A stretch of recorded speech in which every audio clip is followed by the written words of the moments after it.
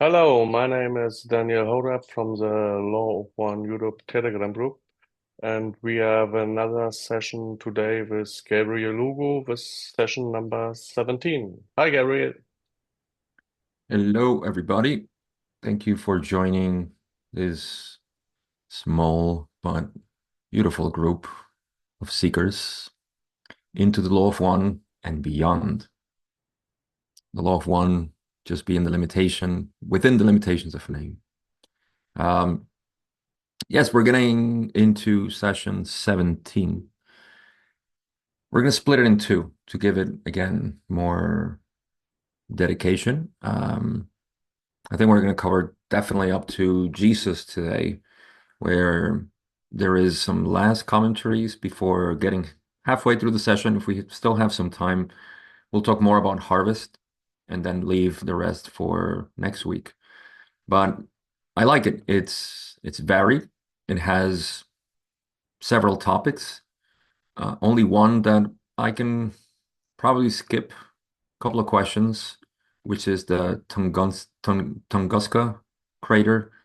I don't have much to add there. And yeah, especially at the beginning. I think we're gonna spill the beans on this session. The most important part, most important beans we're gonna spill at the beginning when we get into enlightenment and service. Two of the things that are tied together, and we could probably do a year in sessions talking about this alone. So yeah, we're gonna make a good pause there. But let's begin with even the beginning of the session. I'm not going to read everything, but in the lawof1.info or lawofone.info, I don't know if in the books there is zero. Probably is because it's the study material. I'm talking about the raw contact. Is Ra's introduction when they say, I am Ra, I greet you in the love and in the light of the one infinite creator. We communicate now, and so on. This is one of the first inst or the few instances where they say, I greet you in the love and the light of the one infinite creator. Before we communicate by answer, they go and correct a mistake that we are already familiar with, which is that they said 2,600 years ago, but it's actually 3,600, so 3,600 instead of 2,600. Ra has problems with numbers because they can only see one. Haha. And yeah, they make these mistakes. So let's go into the first question, which is just Don saying thank you very much. He says that he considers this an honor, a great honor, and also a privilege. And there's something inaudible there. And I would like to reiterate that my questions may sometimes go a little bit off because I keep going on something that I had already started to work into the applications of the law of one to better understand primarily the free will principle and further distortions that we discovered. So Don is showing here his desire to keep refining the questions, which he continues to do. And that's why the raw material becomes less broad and more specific as to Don's mind and what he wanted to know, because I actually see something beautiful here, which is how our interest narrows down from being very broad in this path to something very specific. And that happens over time. So Don exhibits this here. He says, I got three questions just now in meditation. I'll ask them before we continue. And the first one is, we are now in fourth density. Will the effects of the fourth density increase in the next 30 years? Will we see more changes in our environment, in our effect upon our environment? So changes in the environment and how we affect the environment. And even though the question seems to be only about the changes in the planet, Ra explains a little bit more about what this fourth density means. So Ra says the fourth density is a vibrational spectrum. Your time-space continuum has spiraled your planetary sphere and your what you would call galaxy, what we would call galaxy, what you call star into this vibration. So the solar system has spiraled also into fourth density. This will cause the planetary sphere itself to electromagnetically realign its vortices of reception of the instreaming of cosmic forces, expressing themselves as vibrational webs, so that the Earth will thus be fourth density magnetized, as you might call it. This helps to answer some of the questions that at times students have about, are we really in fourth density? Why are we still in third density if we are moving into fourth density in the hearts and so on? Fourth density is a vibrational spectrum, and it has already in time space, the way I see it, is available. And that means that those who are susceptible to tap into this fourth vibrational frequency, it's almost like it's there. You know, um, I don't I don't think it wasn't there before. It's just that it's more readily available, and I guess that's my truncated way to say that um, it's always been there, but now it's more available. It has a higher influence in our minds. A lot of awakenings. So Ra continues and says, this is going to occur with some inconvenience, as we have said before, due to the energies of the thought forms of your peoples, which disturb the orderly constructs of energy patterns within your earth spirals of energy, which increases entropy and unusable heat. This will cause your planetary sphere to have some ruptures in its outer garment, while making itself appropriately magnetized for fourth density. This is the planetary adjustment. Instead of changes, they use adjustment, which kind of makes sense. Planet is adjusting to the disturbance of the thought patterns, collective thought patterns that we have. And it seems like it has a physical effect on the planet. And what that is, we can speculate a lot of um, just Earth movements and other types of climatic changes. And I'm not sure. I really can't speculate too much, but we can let our imagination go there and see what are these changes that are happening.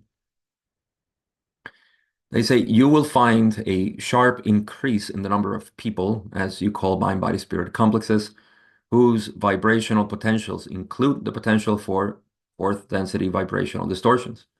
Thus, there will be, or there will seem to be, shall we say, a new breed. There are those incarnating for fourth density work. There will also be a sharp increase in the short run of negatively oriented or polarized mind body spirit complexes and social complexes due to the polarizing conditions of the sharp delineation between fourth density characteristics and third density self-service orientation. So these are the two things that are increasing. The more we are into fourth density, the more these two will be pronounced and visible to us.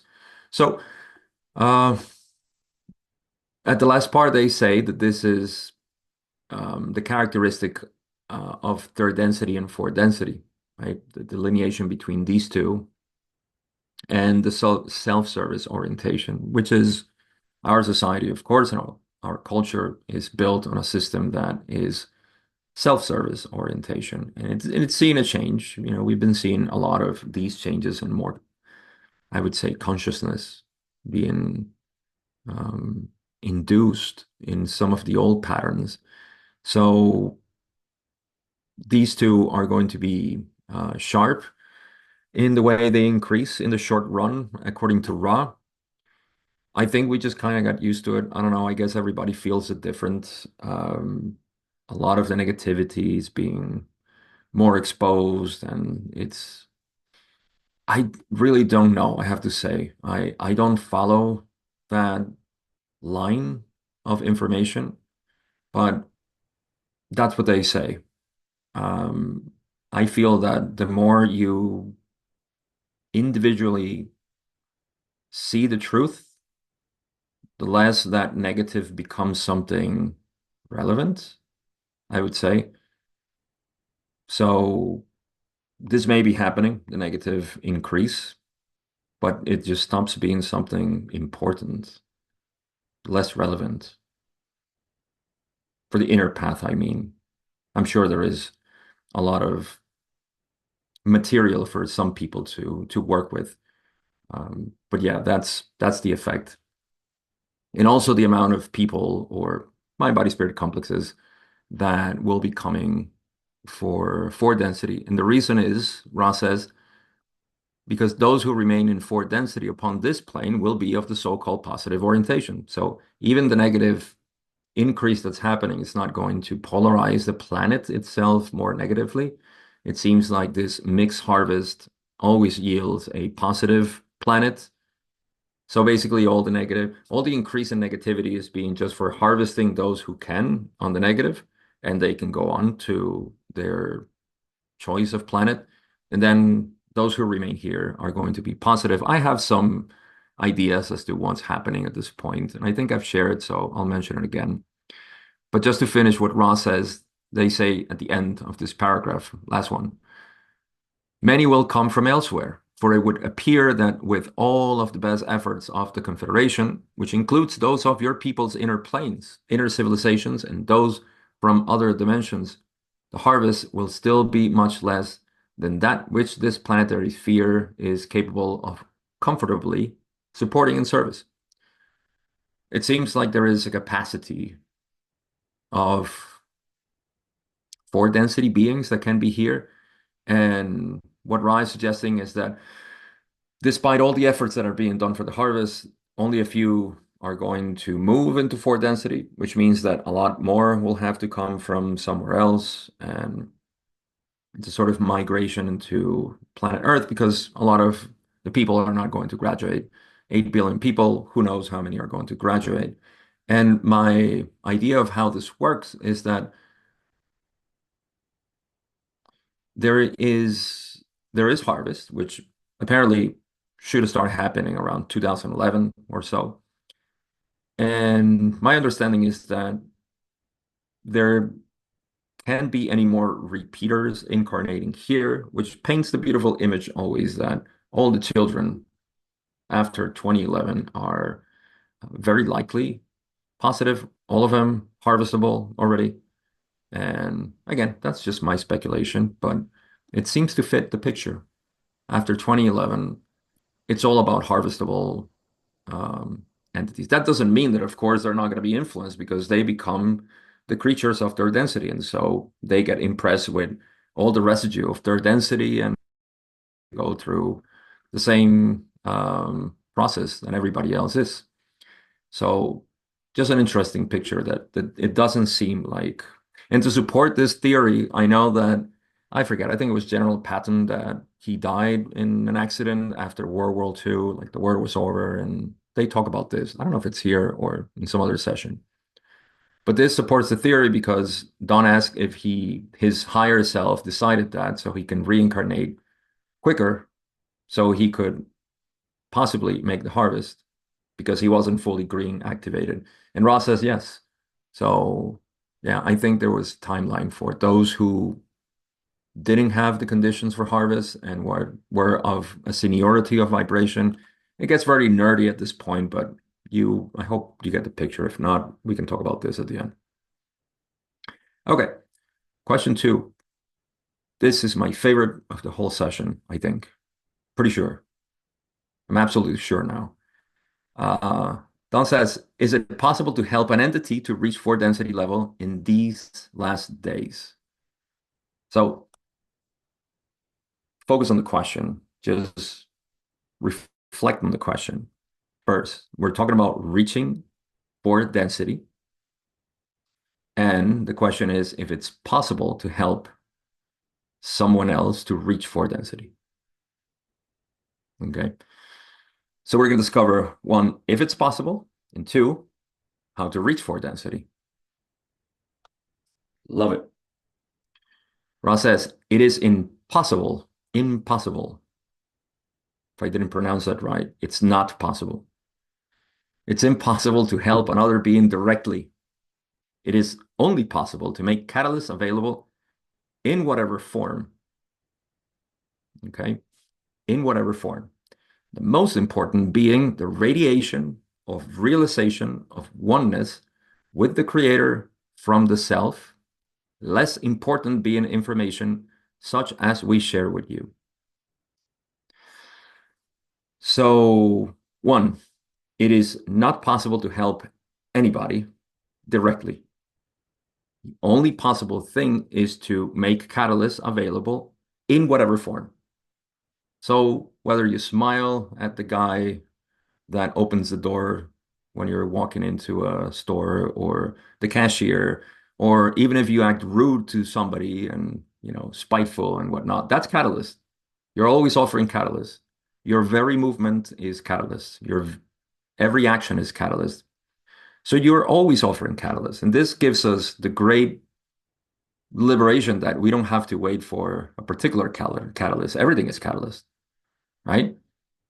But I'm not going to talk about processing catalysts. I'm talking about now the making available of catalysts.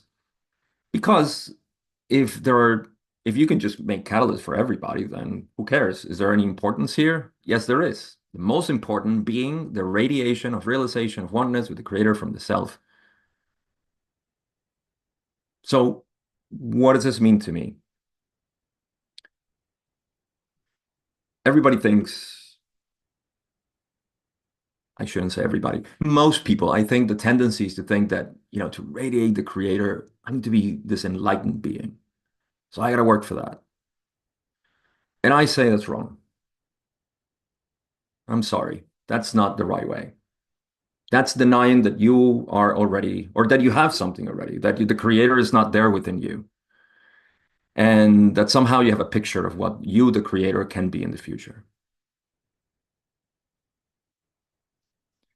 However, we can all agree that if we could just be ourselves, right? And we know that that's not a contrived, sort of preconceived notion of who we are, not an image, but just what we want to be, the spontaneous self that we are, then at that point we're radiating the creator as it is. Because we're not in the middle. There is no thought in the middle. There is just being. And it doesn't matter how you are, it's just the judgment of you that takes it away. So this realization of the oneness within the self is just being who you are. Makes a lot of sense, because the disciplines of the personality say, well, know yourself and then accept yourself. Become the creator. Voila. You're radiating the creator there. Yeah, Gabe, but I'm just full of negative thoughts and patterns and so on. So I don't think I am the creator. See, that's the opposite force. That's the one that's trying to convince you, no, you're not. Um, so I think we're going to get into more of what this means to radiate the creator, but I want to continue here. They say we of Ra, ourselves, do not feel an urgency for this information to be widely disseminated. We're talking about here their conversation, this material in general. It is enough that we have made it available to 3, 4, or 5. This is extremely ample reward, for if one of those or these obtains fourth density understanding due to the catalyst, then we shall have fulfilled the law of one in the distortion of service. And I have to finish with this part before the last paragraph. We encourage a dispassionate attempt to share information without concern for numbers or quick growth among others. That you attempt to make this information available is, in your term, your service. The attempt, if it reaches one, reaches all. And I would say that it's not even trying to get anybody to get enlightened, just you. If it reaches you, if it dissolves the image of you, it reaches all. That's it. The one is you, nobody else. Everybody else is just a side effect of you. Everybody else is a side effect of you. So who are you? I love to throw this here because um, I hear so many times over the past years, I'm there. I love this planet. I love people, but there's still a long way. We have to wait until a lot of people make the choice, and then we're going to be able to move into fourth density. And I can't help but think that you are looking at enlightened beings, uh, unenlightened beings. That's what you're saying. You're looking at people and say, well, you're not enlightened. You're not enlightened. That's implicitly what we're saying when we say we have to wait. This planet's still not, it's not ready. People are not ready for this. And I'm sorry, but it just doesn't check. You're looking at, you're not looking at the creator. You're not looking at the creator. Instead, that's because you haven't seen it in yourself. And you think you have to reach that place. So you see why I mean it has to be uh is it only Tad Edgar, I think, speaks Spanish here. We say in Spanish, la caridad entra por casa, which means charity starts from home, right? Or love, whatever. Everything starts from yourself and irradiates outward. So yes, thank you, Edgar, for confirming. So yeah, that's a truth and maybe hard to swallow, but that's what it is. Okay, so what about enlightenment? Can you help somebody else? Can Ra do it? They say we cannot offer shortcuts to enlightenment. Enlightenment is of the moment, is an opening to intelligent infinity. It can only be accomplished by the self, for the self. Another self cannot teach, learn enlightenment, but only teach, learn information, inspiration, or a sharing of love, of mystery, of the unknown that makes the other self reach out and begin the seeking process that ends in the future. I'm kidding. In the moment. The seeking process ends in the moment. So why do you even start seeking? Why would you even want to start seeking? It's your thinking mind that wants to seek endlessly. And Ra says, but who can know when an entity will open the gate to the present? This we can print out and frame somewhere else in the house. It's beautiful. So you cannot teach enlightenment. Two things here that I always say. One, there are no enlightened beings. I get used to mystical language being paradoxical because it is. I just said that there are only enlightened beings.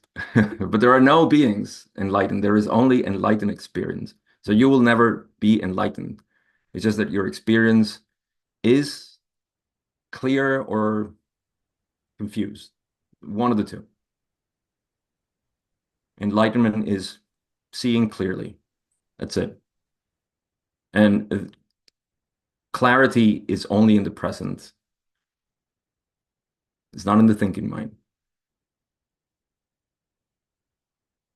And everything is available now.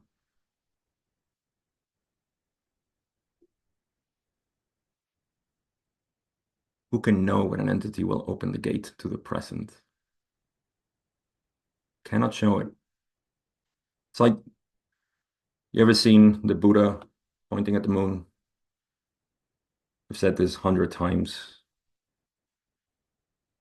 We think the finger is the important part because it's pointing there. The teaching is important. Have some respect for the teaching.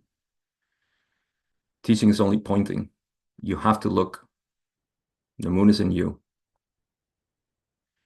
Speaking of the moon, here we get into craters, and this is the crater of Tunguska. I'm going to skip these questions, but if you want to know more, of course, you can read from question 3 all the way to 7, and it's all about that crater in Russia. I think it was in Russia, wasn't it? All right, everybody agrees. Thank you. This Confirms. is in Siberia. Siberia. Yes. So that leads into the question of nuclear power.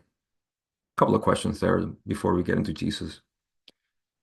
And Don says, was the Confederation responsible for Earth receiving nuclear power? Because the description about the artifacts that collapsed there in Siberia, thank you, Edgar, that left a little bit of radiation.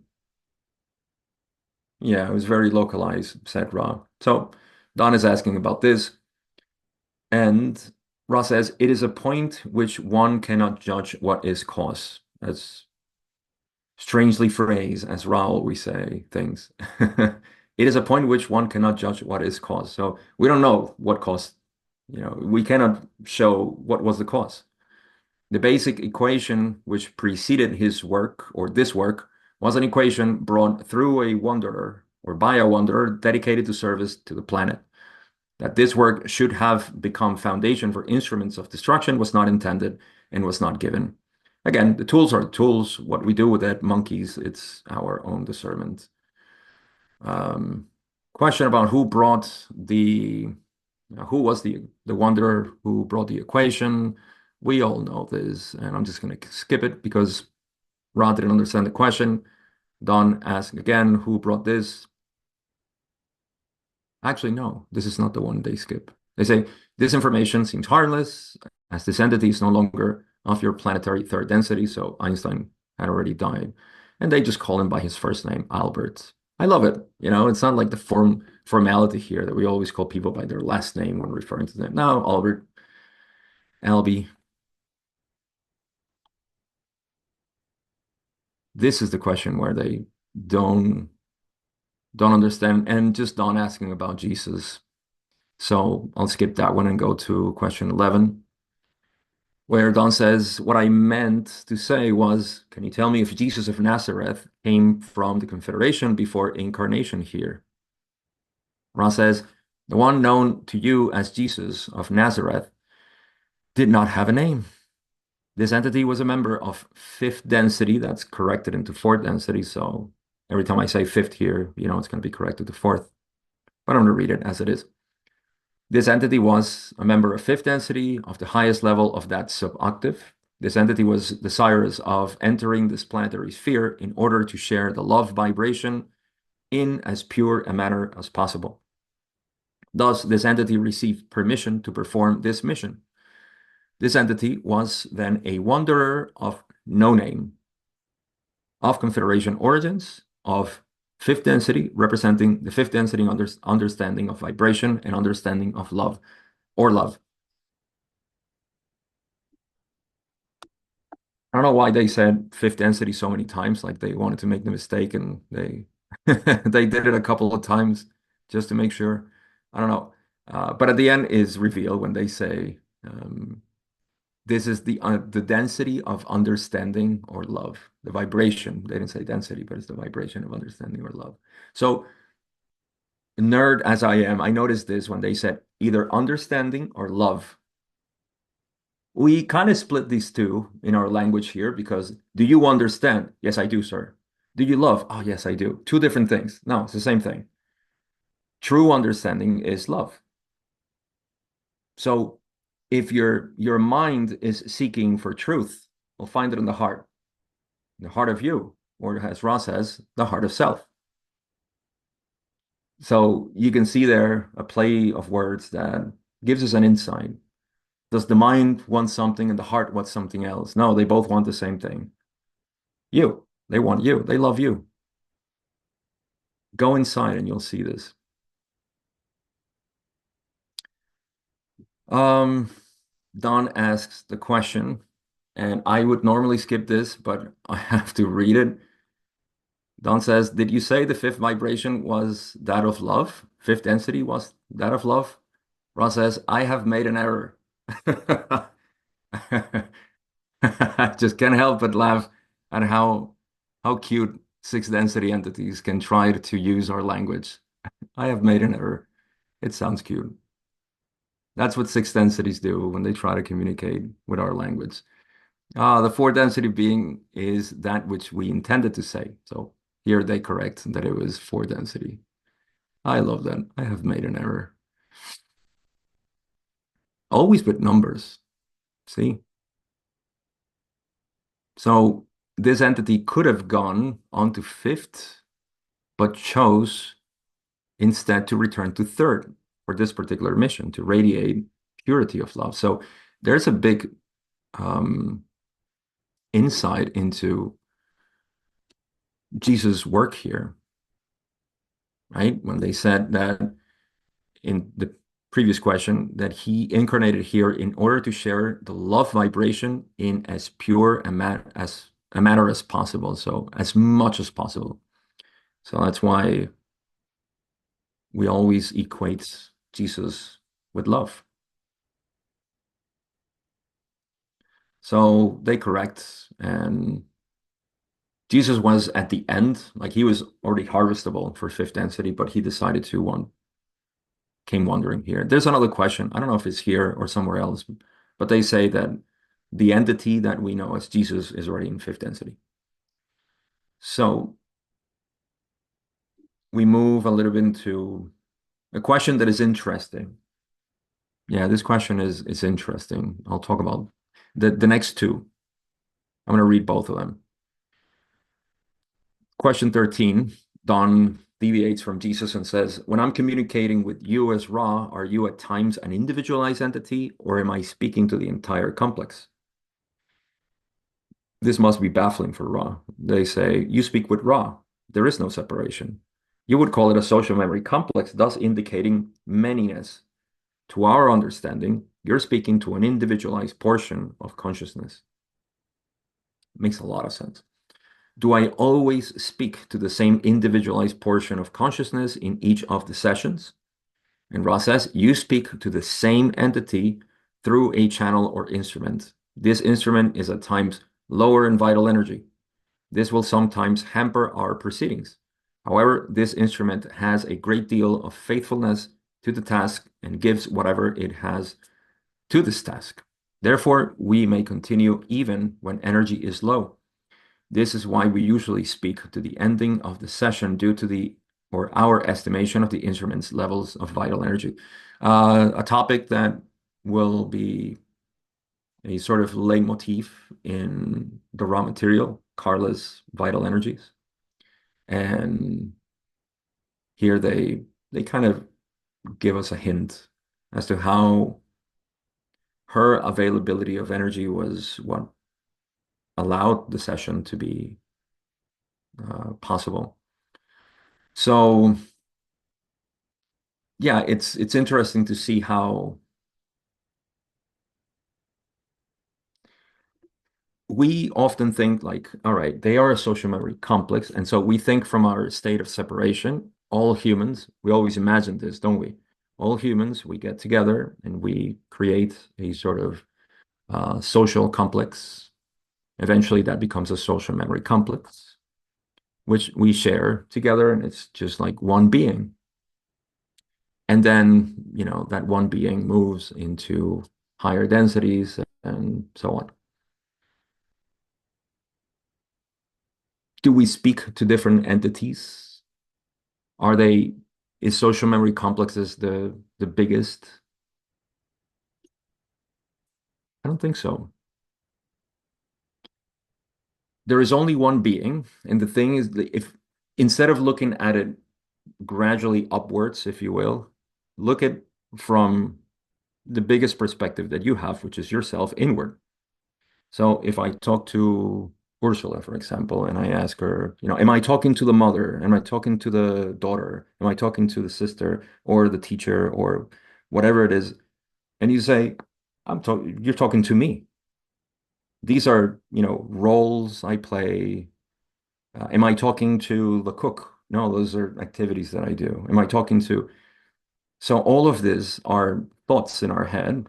And lo and behold, Ross said, you're all thoughts.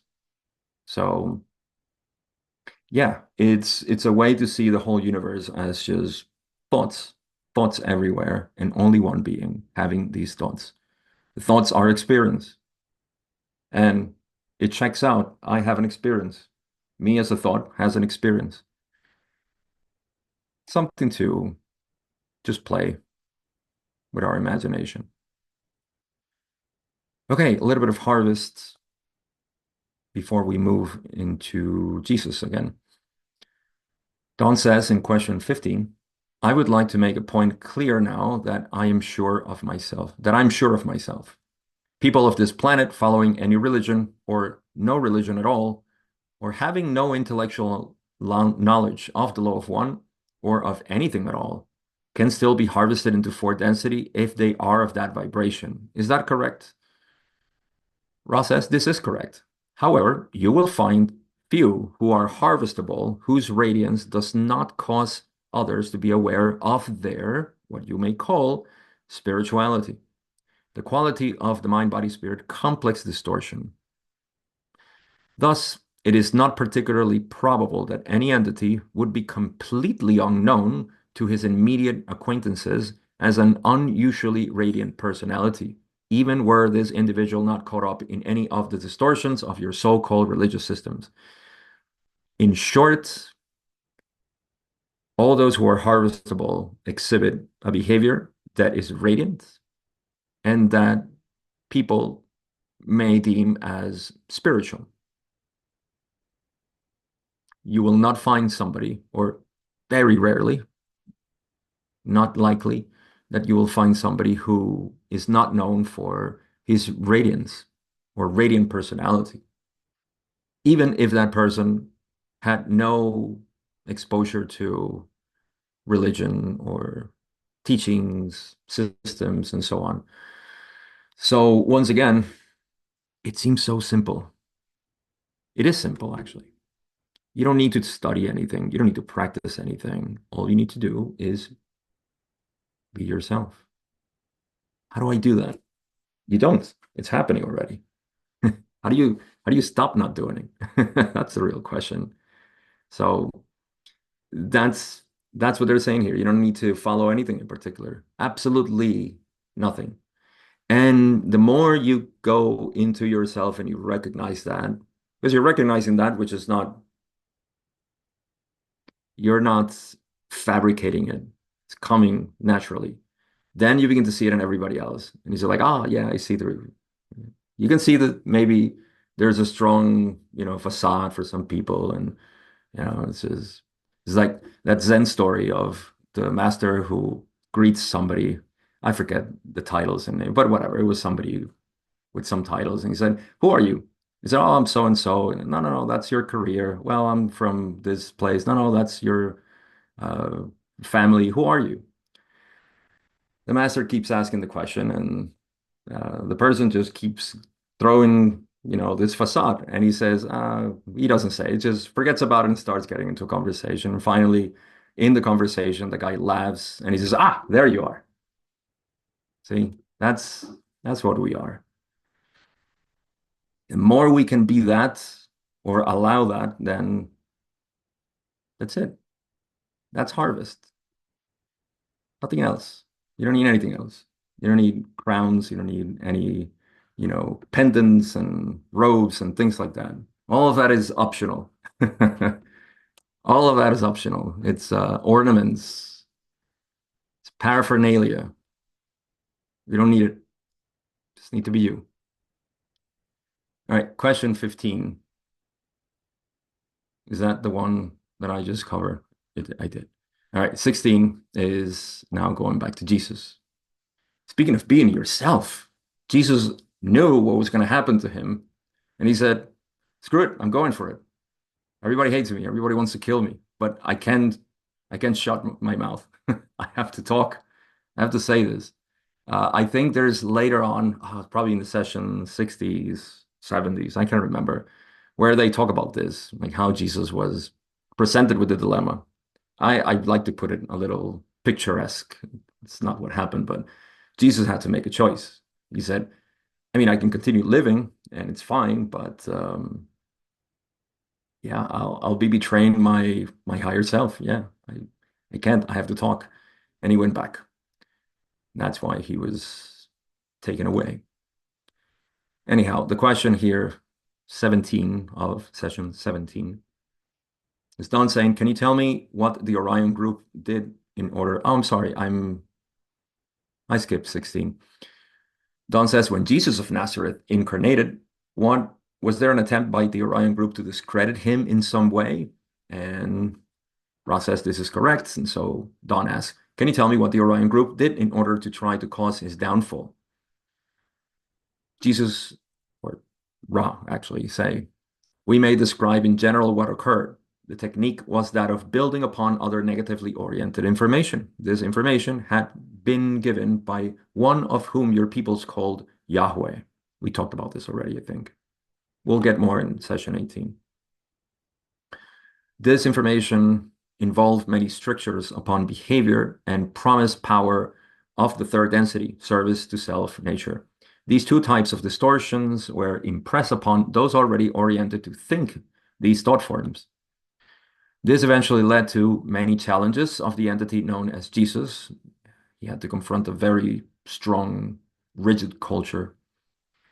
It eventually led to one sound vibration complex Judas, as you call this entity, who believed that it was doing the appropriate thing in bringing about or forcing upon the one you call Jesus, the necessity for bringing in the third density planetary power distortion of third density rule over others. This entity, Judas, felt that if pushed into a corner, the entity you call Jesus would then be able to see the wisdom of using the power of intelligent infinity in order to rule others.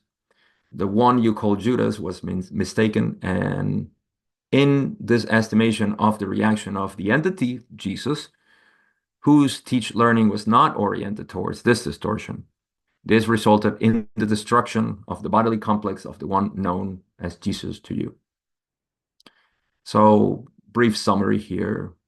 We kind of know the story already.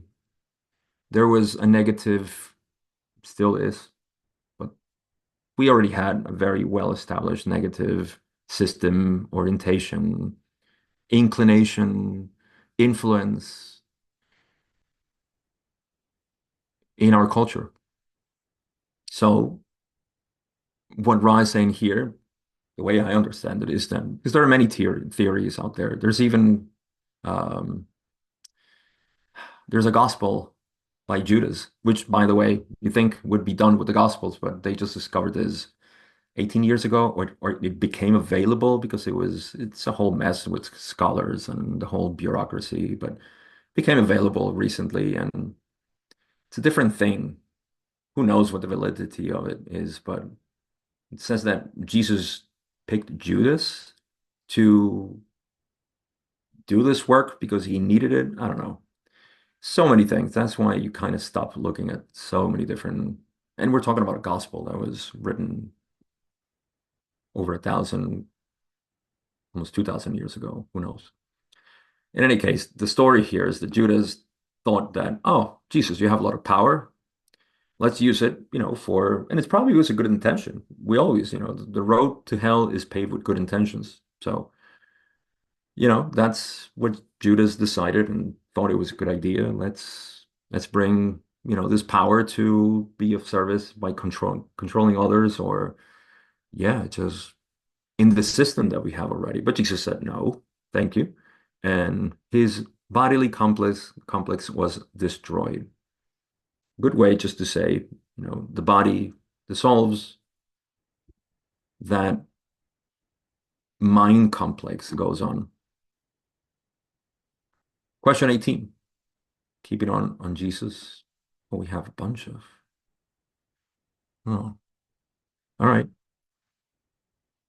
Okay, so in question 18, Don says, then if the entity Jesus was fourth density, and there are wanderers on the planet today who came from fifth and sixth density, what was it that Jesus did that enabled him to be such a good healer?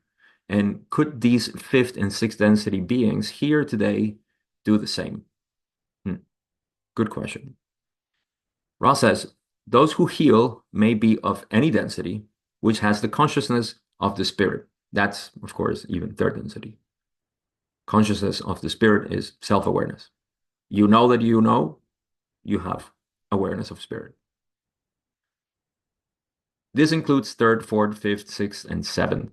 The third density can be one in which healing takes place just as the others, healing just being a correction. However, there is more illusory material to understand, to balance, to accept, and to move forward from. Yes, it's a very confused state that we have here. So, a realignment of clarity amidst the sea of confusion seems like it has a lot to do compared to the other densities.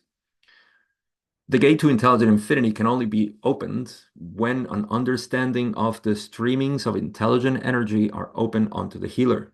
These are the so-called natural laws of your local space-time continuum as its webs of electromagnetic sources or nexi of streaming energy. That's a very metaphysical explanation of how we realign, in essence, our thought patterns and ourselves. Body is the creature of the mind. Know then, says Ra, first the mind and the body. Then, as the spirit is integrated and synthesized, those are harmonized into a mind-body-spirit complex, which can move among the dimensions and which can open the gateway to intelligent infinity, thus healing self by light and sharing that light with others. We talked about this in session 5 and 6 in more depth, so you can go look that up too. It's always on my YouTube channel if you weren't there. True healing is simply the radiance of the self causing an environment in which a catalyst may occur, which initiates the recognition of self by self of the self-healing properties of the self. That was a mouthful. Um, Healing happens when you radiate that to others. And my simple example, again, you can reread this as many times as you want, but my always simple example is if your friend is in distress and I'm not going to say you talk to him or her, but you listen and open yourself and say, talk to me. And you're fully honest. You ask the right questions or be, the friend that needs to be 9 or more out of 10, 95% of the time, people will always tell you, man, I feel so much better now after I talked to you. And you didn't say much. You were just there, listening, and you weren't agreeing with some things and you were agreeing with others. And that's what they needed. That's it. It's very simple. Why do they feel better? It's like they healed.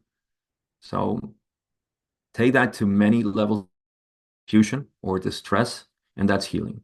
I think everybody would agree with this. All healers would agree with this. And Ra says we don't heal others, they heal themselves. We only give catalyst, and that's a catalyst. What a beautiful catalyst to heal in space and openness and acceptance and non-judgment, all of that. Just look to me. What's going on? Don says, how did Jesus learn this during his incarnation? And here's the dark side of Jesus' story. This entity learned the ability by a natural kind of remembering at a very young age. Unfortunately, this entity first discovered his ability to penetrate intelligent infinity by becoming the distortion you call angry at a playmate. This entity was touched by the entity known to you as Jesus and was fatally wounded. So he killed the boy or girl, not sure. Thus, the one known as Jesus became aware that there dwelt in him a terrible potential. This entity determined to discover how to use this energy for the good, not for the negative. This entity was extremely positively polarized and remembered more than most wanderers do. Um, Talk about having some strong catalysts to push you in the right direction. And that's what Jesus, according to Rob, experienced. Killing another boy, realizing the power that was within him, and using that power for the positive. I encourage everybody. How would you know what's your capacity to help if you don't go to those dark sides that you haven't explored yet? Go there. I mean, I'm not saying go kill somebody. I'm saying there are a lot of things that we repress and say, I don't want to deal with that. That's scary. I don't want to touch that. I don't want to think about that. Those thoughts are not acceptable. You have to go there and release yourself. I, this is, I haven't watched the movie. I just know that one of my mentors in other areas, not spirituality, even though he's a very conscious person, um, he talked about the movie something with Eminem. Everybody knows that movie. And I didn't know that Eminem, the rapper, he led with his all his flaws. And so it kind of disarmed the other person from, rap battle. I'm not into rap, I just know the story. So that seems to be like his trick because he owned all his flaws and all his issues, his darkness. So he had nothing to lose. He always leaded with that, and it was powerful. So in the same way, we kind of understand, our flaws and our supposed flaws, what we think is wrong and so on. And if you own this, then come at me, bro, as they say.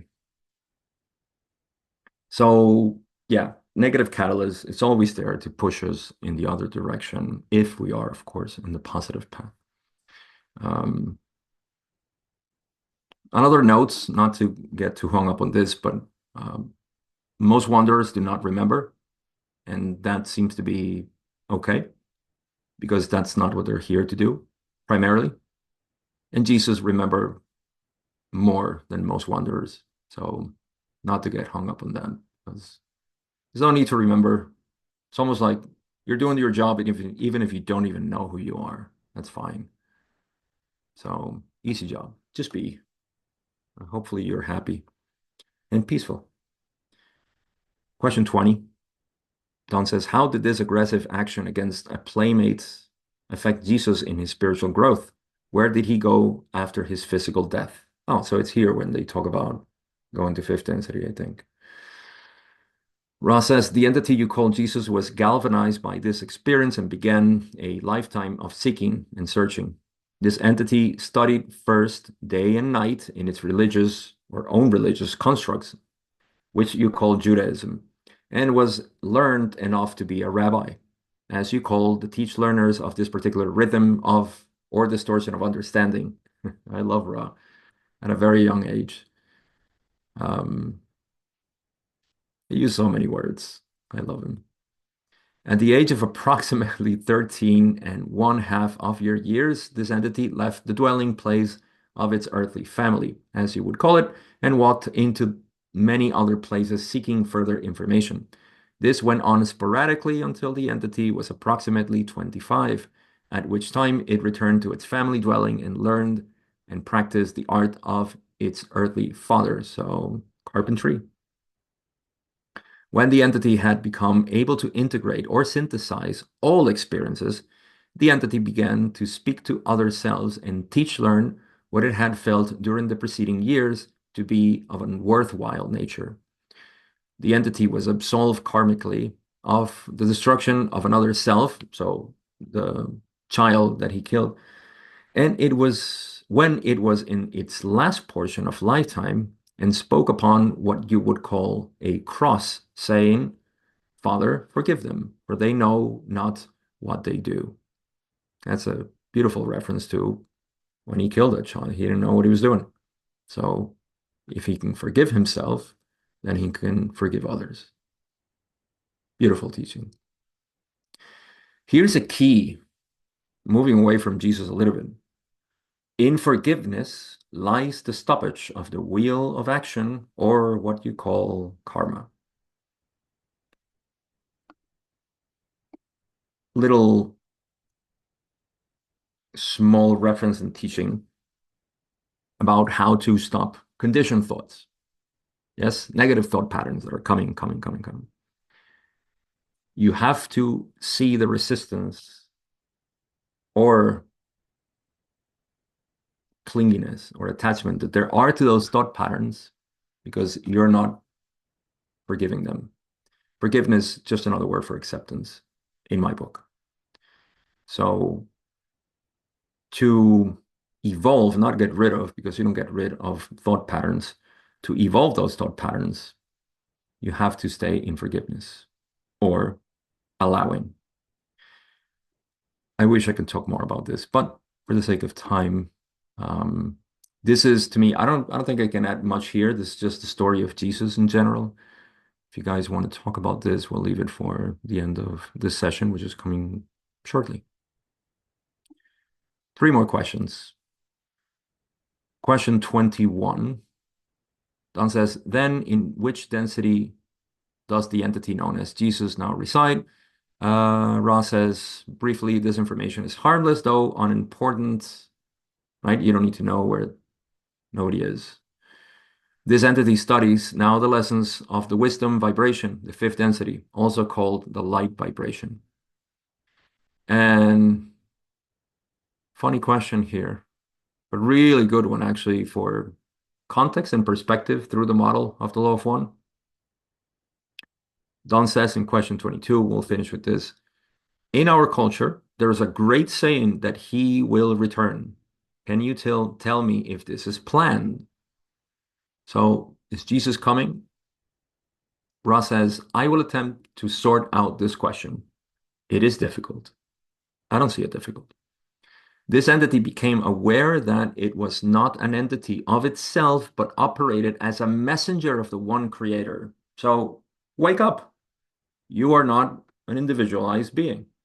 You are an individualized portion through which the universe looks at itself and experiences itself.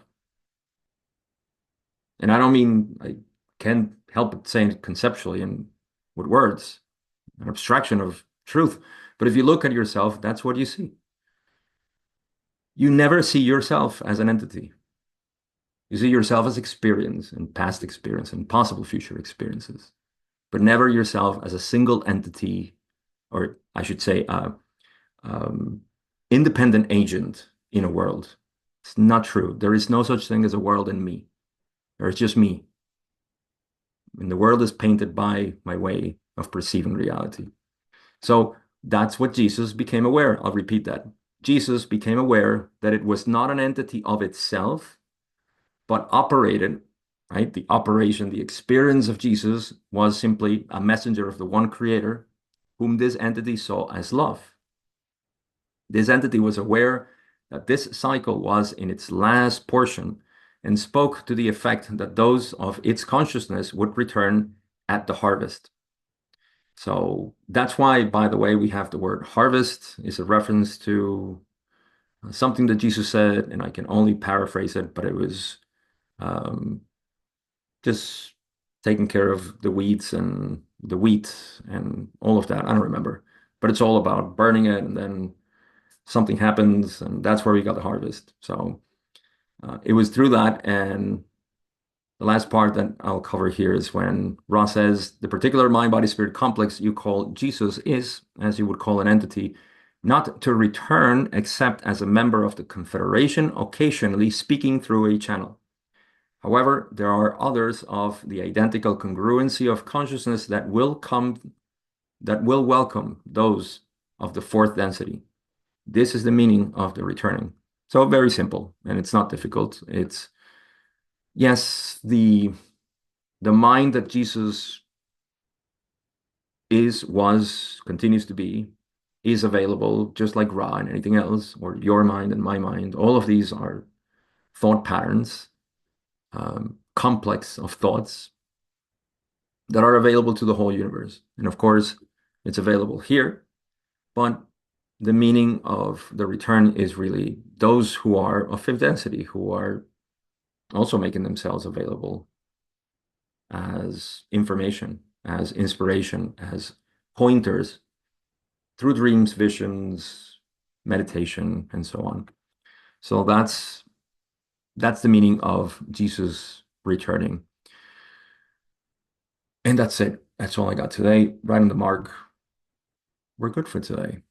We're going to leave the rest for next week. Thank you very much, Gabriel. It was a very beautiful session so far with a lot of information. Uh, yeah, now the participants have the possibility to ask questions or make comments. Just raise your hand that can see who wanted to talk.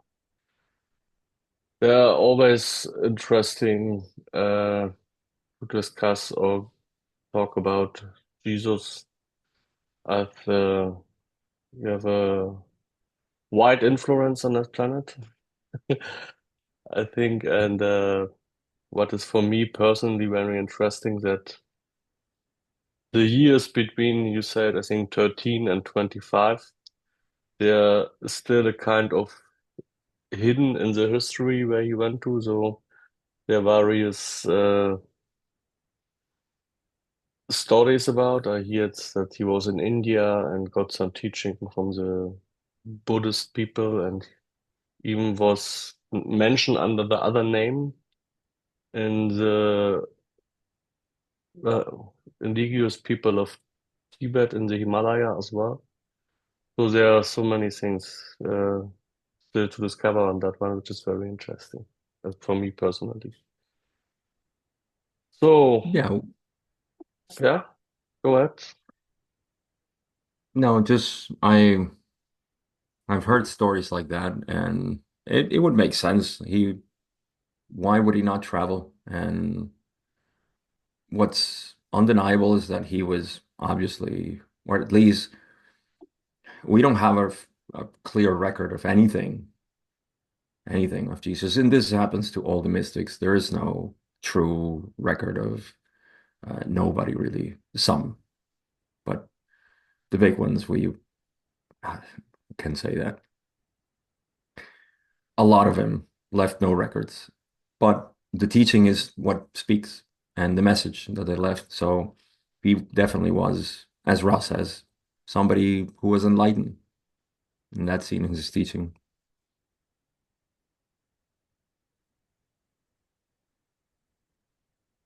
Yes, thank you, Gabriel, for the comment.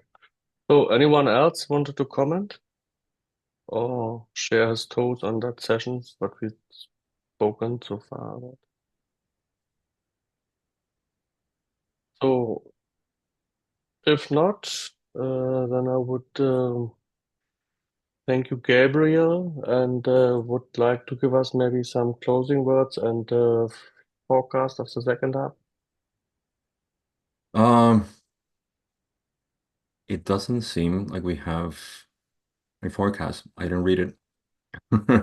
More harvest, more um negative talk, not negative talk, but the negative path with Genghis Khan, Taras Bulba. First time I think we mentioned all of that.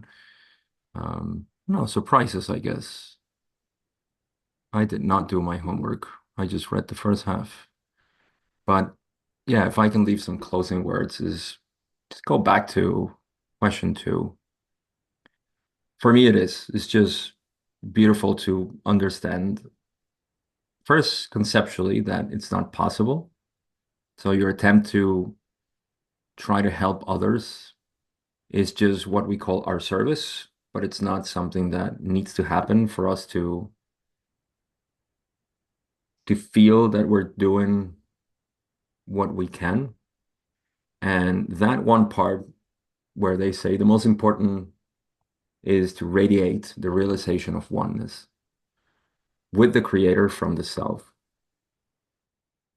And that's not something foreign to us.